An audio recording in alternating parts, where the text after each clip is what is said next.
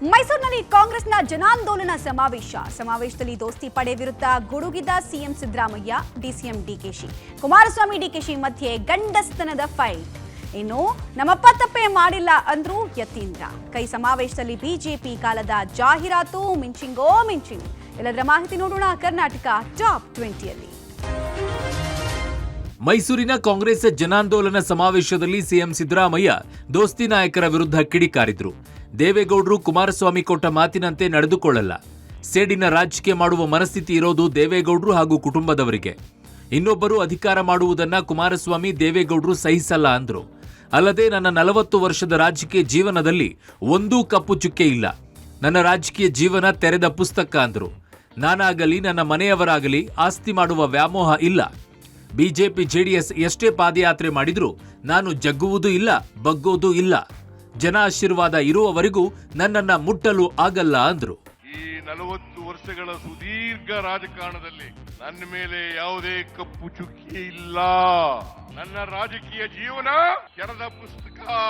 ಈ ಬಿಜೆಪಿಯವರು, ಜೆಡಿಎಸ್ನವರು ಸೇರ್ಕೊಂಡು ದುರುದ್ದೇಶದಿಂದ ಎಷ್ಟೇ ಪಾದಯಾತ್ರೆ ಮಾಡಿದ್ರು ಕೂಡ ನಾನು ಜಗ್ಗವನಲ್ಲ, ನಾನು ಬಗ್ಗವನು ಅಲ್ಲ. ನಿಮ್ಮ ಆಶೀರ್ವಾದ ಎಲ್ಲಿವರೆಗಿರ್ತದೆ ಅಲ್ಲಿವರೆಗೆ ನನಗೆ ಯಾರೂ ಕೂಡ ಮುಟ್ಲಿಕ್ಕೆ ಸಾಧ್ಯ ಇಲ್ಲ.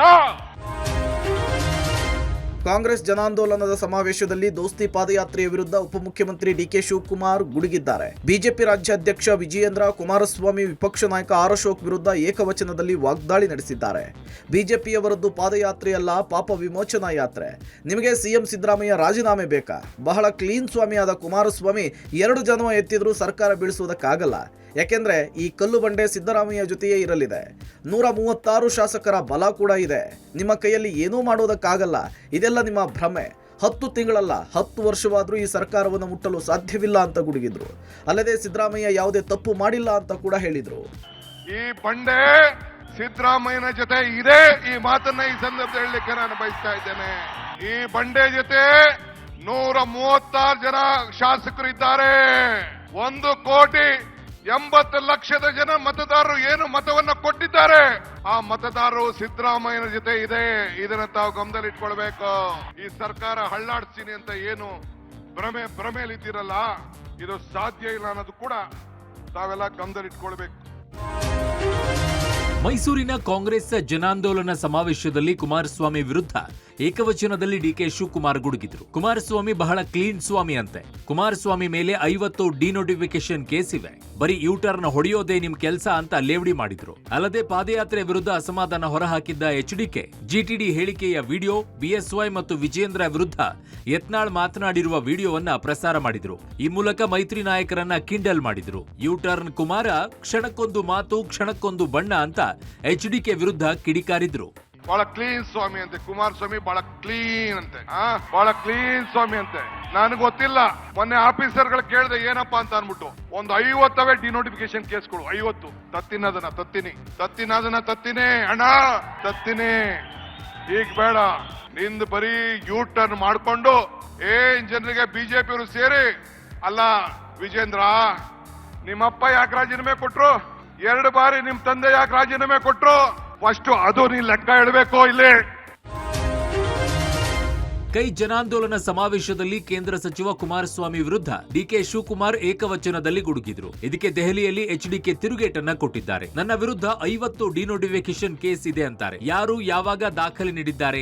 ರೀಡು ಹೆಸರಲ್ಲಿ ಹೆಗ್ಗಣ ತಿಂದಿದ್ದೀರಿ. ಸರ್ಕಾರ ಕೆಡವಲು ನಿಮಗೆ ಕನಸು ಬಿದ್ದಿತ್ತ? ಅಜ್ಜಯ್ಯ ಹೇಳಿದ್ರಾ ಅಂತ ಪ್ರಶ್ನಿಸಿದ್ದಾರೆ. ಅಲ್ಲದೆ ಡಿಕೆ ಶಿವಕುಮಾರ್ದು ನಾಲಿಗೆನ ಮನುಷ್ಯನ ಗಂಡಸ್ತನದ ರಾಜಕೀಯ ಮಾಡಬೇಕು. ನಪುಂಸಕರು ಮಾಡುವ ಕೆಲಸ ಮಾಡ್ತಿದ್ದಾರೆ. ಮೊದಲು ನೆಟ್ಗೆ ಬದುಕಿ ಹುಷಾರ್. ನನ್ನನ್ನ ಕೆಣಕಬೇಡಿ ಶಿವಕುಮಾರ್. ನನ್ನ ಬಳಿ ಇರುವ ಮೆಟೀರಿಯಲ್ ತೆಗೆದ್ರೆ ಬದುಕಲು ಕಷ್ಟ ಆಗತ್ತೆ ಅಂತ ವಾಗ್ದಾಳಿ ನಡೆಸಿದ್ರು. ಮೊದಲು ನೆಟ್ಟಿ ಬದುಕದ್ ಕಲೀರಿ. ಕೆಣಕಿದ್ರೆ ಹುಷಾರು ಶಿವಕುಮಾರ್. ನನ್ನ ಹತ್ರ ಮೆಟೀರಿಯಲ್ಗಳು ಬರ್ತವೆ. ಯಾವಾಗ ನಾವು ತೆಗೆದಿದ್ದೀವಿ ಭೂಮಿಯಲ್ಲಿ ಬದುಕಕ್ಕಾಗಲ್ಲ ಅಂತ ಮೆಟೀರಿಯಲ್ಗಳು ಶುರು ಆಯ್ತವೆ. ಮೈಸೂರಿನ ಮೂಡ ಹಗರಣ ವಿಚಾರದಲ್ಲಿ ನಮ್ಮಪ್ಪ ತಪ್ಪು ಮಾಡಿಲ್ಲ ಅಂತ ಮುಖ್ಯಮಂತ್ರಿ ಪರ ಯತೀಂದ್ರ ಘಂಟಾಘೋಷವಾಗಿ ಹೇಳಿದ್ದಾರೆ. ಮೂಡ ಹಗರಣ ವಿಚಾರದಲ್ಲಿ ನನ್ನ ತಂದೆಗೆ ಬೇಸರವಾಗಿರೋದು ಸತ್ಯ, ತಾಯಿಗೂ ಈ ವಿಚಾರದಲ್ಲಿ ಬೇಸರ ಇದೆ, ಹಾಗಂತ ಹೆದರ್ಕೊಂಡು ಕೂರೋದಿಲ್ಲ ಅಂತ ಯತೀಂದ್ರ ಸಿದ್ದರಾಮಯ್ಯ ಪಬ್ಲಿಕ್ ಟಿವಿಗೆ ಪ್ರತಿಕ್ರಿಯಿಸಿದ್ದಾರೆ. ನನ್ನ ತಂದೆಯ 40 ವರ್ಷದ ರಾಜಕೀಯ ಜೀವನದಲ್ಲಿ ಯಾವತ್ತೂ ಈ ರೀತಿ ಕಳಂಕ ಬಂದಿರಲಿಲ್ಲ. ವಿನಾಕಾರಣ ಅವರ ಹೆಸರನ್ನ ಕೆಡಿಸೋದಕ್ಕೆ ಸುಳ್ಳು ಸೃಷ್ಟಿಸಿದ್ದಾರೆ. ಇದರ ವಿರುದ್ಧ ನಮ್ಮ ಹೋರಾಟ ನಡೀತಾ ಇದೆ ಅಂತ ಹೇಳಿದ್ದಾರೆ. ಅಫ್ಕೋರ್ಸ್ ಒಂದು ಸ್ವಲ್ಪ ಬೇಸರ ಆಗಿದೆ, ಯಾಕೆಂತಂದರೆ ಅವ್ರು ಯಾವತ್ತೂ ಕೂಡ ಈ ರೀತಿ ಸುಳ್ಳು ಆರೋಪಗಳನ್ನು ಎದುರಿಸಿದ್ದಿಲ್ಲ, ಯಾರೂ ಕೂಡ ಅವರ ಪ್ರಾಮಾಣಿಕತೆಯನ್ನು ಪ್ರಶ್ನೆ ಮಾಡಿದ್ದಿಲ್ಲ. ಆದರೂ ಕೂಡ ಇವತ್ತು ರಾಜ್ಯಪಾಲರು ಈ ರೀತಿ ಅಸಂವಿಧಾನಿಕವಾಗಿ ಒಂದು ನೋಟಿಸ್ ಕೊಟ್ಟಿರೋದು ಅವ್ರಿಗೂ ಸ್ವಲ್ಪ ಬೇಸರ ಆಗಿದೆ. ತಾಯಿಯವರೇನು ಅವರು ನಾವೆಲ್ಲ ಲೀಗಲಾಗೆ ಮಾಡಿದ್ವಲ್ಲ, ಯಾತಕ್ಕೆ ಇದು ಈ ರೀತಿ ಸುಳ್ಳು ಆರೋಪ ಮಾಡ್ತಿದ್ದಾರೆ, ನಮ್ಗೆ ನ್ಯಾಯವಾಗಿ ಬರಬೇಕಾಗಿದ್ದ ಪರಿಹಾರಕ್ಕೆ ಯಾಕೆ ಈ ರೀತಿ ಕಲ್ಲು ಹಾಕ್ತಿದ್ದಾರೆ ಅಂತ ಅವರು ಖಂಡಿತ ಬೇಸರ ಮಾಡ್ಕೊಂಡಿದ್ದಾರೆ. ಬಟ್ ತಂದೆಯವ್ರಿಗೆ ಈಗಾಗಲೇ ಹೇಳಿದ್ನಲ್ಲ, ಅವ್ರು 46 ವರ್ಷಗಳ ರಾಜಕೀಯದಲ್ಲಿ ಯಾವುದೂ ಕಪ್ಪಚುಕ್ಕೆ ಬಿದ್ದಿಲ್ಲ, ಆದರೆ ಇವತ್ತು ಸುಳ್ಳು ಆರೋಪ ಮಾಡಿ ಅವ್ರನ್ನ ಭ್ರಷ್ಟಾಚಾರದಿಂದ ಮುಗಿಸೋದು ಪ್ರಯತ್ನ ಮಾಡ್ತಾರೆ. ಅದಕ್ಕೆ ಖಂಡಿತ ಬೇಸರ ಆಗಿದೆ. ಬಟ್ ಹಾಗಂತ ಹೆದರ್ಕೊಂಡು ಕೂತ್ಕೊಳ್ಳೋಕ್ಕಾಗಲ್ಲ, ನಾವೇನು ಹೋರಾಟ ಮಾಡಬೇಕು ಅದನ್ನು ಮಾಡ್ತೀವಿ. ಮೂಡ ಹಗರಣದಲ್ಲಿ ಸಿಎಂ ಸಿದ್ದರಾಮಯ್ಯ ರಾಜೀನಾಮೆಗೆ ದೋಸ್ತಿ ಪಡೆ ಪಾದಯಾತ್ರೆಯ ಮೂಲಕ ಆಗ್ರಹಿಸ್ತಾ ಇದೆ. ಇತ್ತ ಸಿಎಂ ಆಪ್ತರು ಯಾವುದೇ ಕಾರಣಕ್ಕೂ ಸಿದ್ದರಾಮಯ್ಯ ರಾಜೀನಾಮೆ ಕೊಡಲ್ಲ, ಮುಂದಿನ 3.5 ವರ್ಷವೂ ಸಿದ್ದರಾಮಯ್ಯನವರೇ ಮುಖ್ಯಮಂತ್ರಿ ಅಂತೇಳಿ ಘಂಟಾಘೋಷವಾಗಿ ಹೇಳಿದ್ದಾರೆ. ಸಚಿವ ಸತೀಶ್ ಜಾರಕಿಹೊಳಿ, ಶಾಸಕ ಬಸವರಾಜ ರಾಯರೆಡ್ಡಿ ಸಿಎಂ ಬೆನ್ನಿಗೆ ನಿಂತಿದ್ದಾರೆ. ಇನ್ನು ನನ್ನ ಬೆನ್ನಿಗೆ ಹೈಕಮಾಂಡ್ ಇದೆ ಅಂತೇಳಿ ಪಬ್ಲಿಕ್ ಟಿವಿಯ ಸ್ಫೋಟಕ ಸಂದರ್ಶನದಲ್ಲೂ ಸಿಎಂ ಹೇಳಿದ್ರು.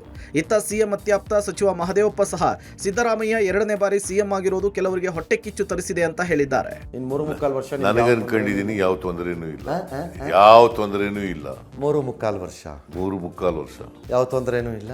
ನಿಮ್ಗೆ ಅರ್ಥ ಆಗ್ತಿದೆ ತಾನೇ ನಾನು ಯಾವ ಅರ್ಥದಲ್ಲಿ ಅದನ್ನು ಕೇಳ್ತಾ ಇದ್ದೀನಿ ಅಂತ? 3.25 ಗೊತ್ತಾಯ್ತು, ನನಗೆ ಅರ್ಥ ಆಗುತ್ತೆ.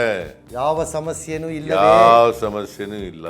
ಕಾಂಗ್ರೆಸ್ ಪಾರ್ಟಿನಲ್ಲಿ ಸಿದ್ದರಾಮಯ್ಯನವ್ರನ್ನ ಇಳಿಸಲಿಕ್ಕೆ ಸಾಧ್ಯವೇ ಇಲ್ಲ. ಆ ಥರದ ವಿಚಾರವೂ ಕಾಂಗ್ರೆಸ್ ಪಾರ್ಟಿಯಲ್ಲಿಲ್ಲ. ಮತ್ತು ಯಾರು ಕೂಡ ನಾನು ಅವ್ರನ್ನ ಸಿದ್ದರಾಮಯ್ಯನವ್ರನ್ನ ತೆಗೆದು ನಾವು ಮುಖ್ಯಮಂತ್ರಿ ಆಗ್ಬೇಕನ್ನೋರು ಯಾರು ನಮ್ಮ ಪಾರ್ಟಿಯಲ್ಲಿ ಇಲ್ಲ. ಸಿದ್ದರಾಮಯ್ಯನವರು ಮುಖ್ಯಮಂತ್ರಿಗಳಾಗಿರ್ತಾರೆ, ಅವ್ರು ರಾಜೀನಾಮೆ ಕೊಡೋ ಪ್ರಶ್ನೆ ಬರೋದಿಲ್ಲ. ಪ್ರಶ್ನೆ ಇಲ್ಲ, ಅವರೇ ಇರ್ತಾರೆ.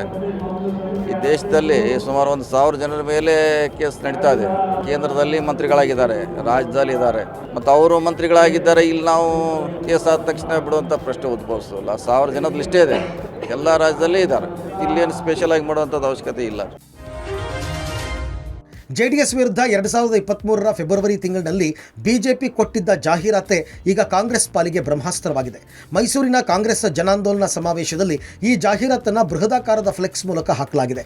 ಈ ಜಾಹೀರಾತಿನಲ್ಲಿ ಮಾಜಿ ಪ್ರಧಾನಿ ದೇವೇಗೌಡರ ಕುಟುಂಬ ಮೂಡ ಸೈಟ್ಗಳನ್ನು ಪಡೆದ ಬಗ್ಗೆ ಸವಿವರವಾಗಿ ವಿವರಿಸಲಾಗಿದೆ. ನಗರದ ಹಲವು ಭಾಗಗಳ ಸರ್ಕಲ್ಗಳಲ್ಲಿ ಫ್ಲೆಕ್ಸ್ಗಳನ್ನು ಅಳವಡಿಸಲಾಗಿದೆ. ಇಂದು ಮೈಸೂರಿಗೆ ಬರಲಿರುವ ದೋಸ್ತಿ ಪಾದಯಾತ್ರೆಗೆ ಮುಜುಗರವನ್ನು ಉಂಟು ಮಾಡೋದಕ್ಕೆ ಫ್ಲೆಕ್ಸ್ ಪಾಲಿಟಿಕ್ಸ್ ಜೋರಾಗಿದೆ. ಮೈಸೂರು ನಗರವೊಂದರಲ್ಲೇ 36 ನಿವೇಶನಗಳು ಹಂಚಿಕೆ ಮಾಡಲಾಗಿದ್ದು, ಇದರಲ್ಲಿ 20 ನಿವೇಶನಗಳು ದೇವೇಗೌಡರ ಕುಟುಂಬದ ಪಾಲಾಗಿದೆ ಅಂತ ಕಾಂಗ್ರೆಸ್ ಆರೋಪಿಸಿದೆ. 1984ರಲ್ಲಿ ದೇವೇಗೌಡರು ಲೋಕೋಪಯೋಗಿ ಸಚಿವರಾಗಿದ್ದಾಗ ಹಂಚಿಕೆಯಾಗಿದೆ ಅಂತ ಫ್ಲೆಕ್ಸ್ನಲ್ಲಿ ವಿವರಿಸಲಾಗಿದೆ. ಅಲ್ಲದೆ ಕುಮಾರಸ್ವಾಮಿ ಅವರೇ, ಇನ್ನೂ ನಿಮಗೆ ಬೇರೆಯವರ ಬಗ್ಗೆ ಪ್ರಶ್ನಿಸುವ ನೈತಿಕತೆ ಇದೆಯಾ ಅಂತ ಪ್ರಶ್ನಿಸಿದೆ. ಇನ್ನು ಜೆಡಿಎಸ್ ಈ ಫ್ಲೆಕ್ಸ್ ತೆಗೆಸುವಂತೆ ಆಗ್ರಹಿಸಿ ಪ್ರತಿಭಟನೆ ನಡೆಸಿತು.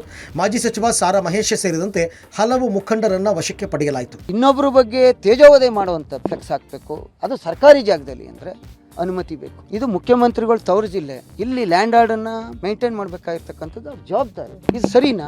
ಇದನ್ನು ನಾವು ಮೆಟ್ರೋಪಾಲಲ್ಲಿ ನೆನ್ನೆ ನಿಮ್ಗೆ ಹೇಳಿದ್ರು ಕೂಡ ನೀವು ಮಾಡಲಿಲ್ಲ. ಈಗ ತೆಗ್ಸಿ, ಇಲ್ಲ ಅವ್ರ ಮೇಲೆ ಕ್ರಮ ತಗೊಳ್ಳಿ. ಅದಕ್ಕೆ ಎಲ್ಲ ಜನ ಸೇರಿಬಿಡ್ತಾರೆ, ಇಲ್ಲಿ ಘರ್ಷಣೆ ಆಗುತ್ತೆ. ಈ ಪ್ರಿವೆಂಟಿವ್ ಅಂತ ಇದನ್ನು ಕೇಳಿದ್ದಕ್ಕೆ ಕರ್ಕೊಬಂದಿದ್ದಾರೆ.